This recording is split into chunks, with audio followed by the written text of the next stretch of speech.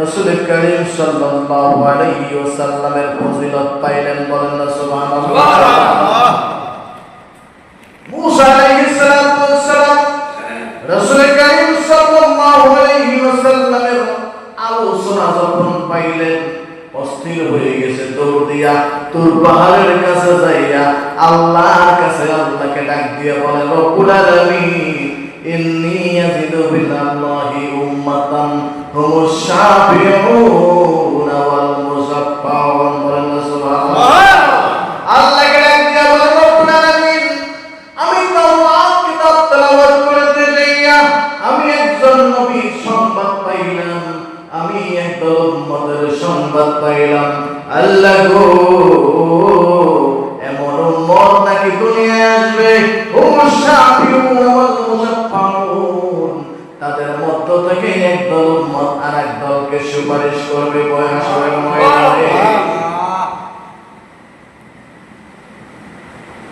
মুসা আলাইহিস সালাতু ওয়াস সালাম আবার বলতেছে, রব্বুল আলামিন আমি ওই উম্মতের গুনাহগুলি আরো পাইলাম তাওরাতের মধ্যে। আল্লাহ সারাটা দিন যখন গুনাহ করবে, সারাটা দিন গুনাহ করিয়া দিনের শেষে আপনার কুদরতি কদমে সিজদা করিয়া আপনার দরবারে হাত তুলিয়া যখন তওবা করবে, আল্লাহ আপনি নাকি তাদের জীবনের গুনাহগুলি মাফ করে দিবেন।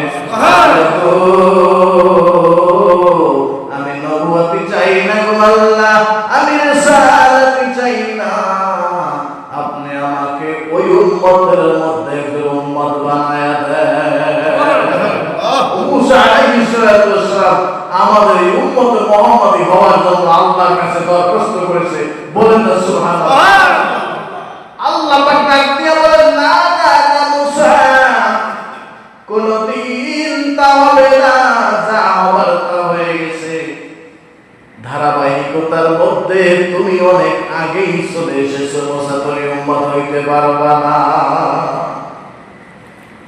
মুসা আলাইহিস সালাতু ওয়াস সালাম সিজদায় পড়ে অঝরে কান্না করতেছে, আল্লাহ তবে আমাকে একটু উম্মতদের মধ্যে থেকে একজন উম্মত তোমার দেখান।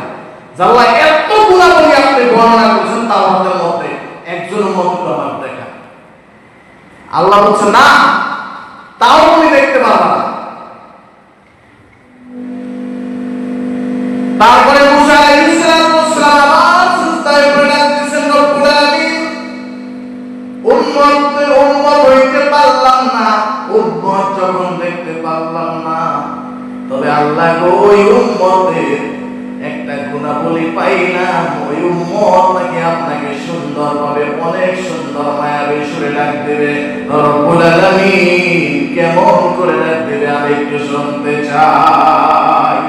তখন আল্লাহ রব্বুল আলামিন আলমে আলোর মধ্যে ডাক দিয়া উম্মতে মুহাম্মাদি আমাদেরকে ডাক দিয়ে বলে, আমার দোস্তের উম্মত তোমরা একটু সাড়া দাও। যখন ডাক দিয়েছেন আল্লাহ রব্বুল আলামিন, আমরা সেই দিন বলেছিলাম, লাব্বাইক আল্লাহুম্মা লাব্বাইক, লাব্বাইক লা শারীকা লাক লাব্বাইক, ইন্নাল হামদা ওয়ান নি'মাতা লাকা ওয়াল মুলক। আল্লাহ রব্বুল আলামিন যখন তার এই প্রশংসা যখন আমরা করেছিলাম, মুসা আলাইহিস সালাতু ওয়াস সালাম শুনে আওয়াজ শুনে আবার সিজদায় পড়ে কাঁদতেছে, আল্লাহু আকবার বলিয়া, ওয়া সুবহানাল্লাহ।